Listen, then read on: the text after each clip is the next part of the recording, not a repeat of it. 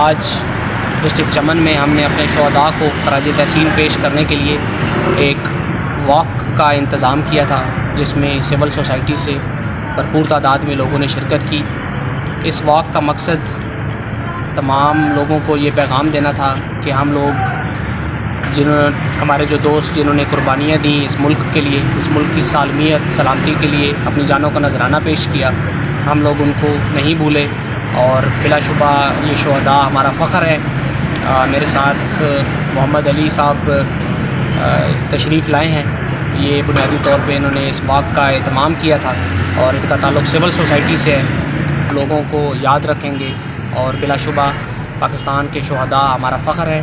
ہمارے ملک کی جتنی لا انفورسنگ ایجنسیز ہیں، سول سوسائٹی ہے، تمام لوگوں نے اپنی جانوں کا نذرانہ دے کے اس ملک میں امن لایا ہے، اور انشاءاللہ تعالی آگے بھی اس ملک کو اگر ہماری ضرورت پڑی تو کسی بھی قربانی سے گریز نہیں کریں۔ پاکستان زندہ باد۔